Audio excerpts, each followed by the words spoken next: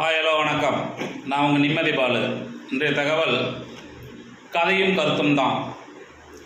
அதாவது ஒரு பரம ஏழை ரொம்ப பரம ஏழைய கஷ்டத்தில் ஒரு ஜோசியரை பார்க்க கிளம்பி நடந்து போயிட்டுருக்கிறான். அப்போ வயக்காட்டில் நடந்து போயிட்டுருக்கும்போது பொழுதாகிடுது. காலையில் நடக்க ஆரம்பிக்கிறான், சாயந்தரம் பொழுது போயிடுது. அப்போ ஜோசியர் என்ன சொல்கிறாருன்னா, நைட் நேரத்தில் நான் ஜோசியம் பார்க்க மாட்டேன், அதனால் நீங்கள் போயிட்டு நாளைக்கு காலையில் வாங்க அப்படின்றான். அந்த ஏழை என்ன பண்ணுறான்னு கேட்டிங்கன்னா, வயக்காட்டில் திரும்பவும் ஊருக்கு அதே வழியிலேயே திரும்பி நடந்து வந்துட்டுருக்கிறான். அப்போ வரும்போது ஒரு வயக்காட்டில் பாழடைஞ்ச ஒரு சிவன் கோயில் பாழடைஞ்சு போய் கிடக்கு.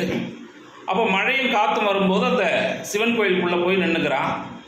நின்றுக்கும்போது அந்த மனசில் அவன் என்ன நினைக்கிறான்னா, நம்ம வசதி வாய்ப்பாக இருந்தால், நம்ம செல்வாக்காக இருந்தால் இந்த கோயிலை நம்ம கட்டி கும்பாபிஷேகம் பண்ணி பார்க்கலாம், இந்த கோயில் இப்படி கிடக்குது அப்படின்னு சொல்லிட்டு மனசுக்குள்ளே நினைக்கிறான். அப்போ அவன் நினைக்கும் போது ஒரு கருணாக அவனை கொத்துறதுக்கு வருது. வரும்போது இவன் மனசில் நினைக்கவும் மழை நின்று போகுது. சரி நடக்கலாம் அப்படின்னு சொல்லி அவன் வெளியில் வந்துடுறான்.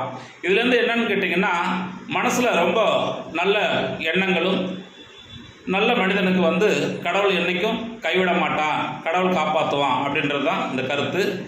பிடிச்சிருந்தால் லைக் பண்ணுங்கள், சப்ஸ்கிரைப் பண்ணுங்கள், ஷேர் பண்ணுங்கள். நன்றி, வணக்கம். மீண்டும் நாளைக்கு புதிய தகவல் சொல்கிறேன்.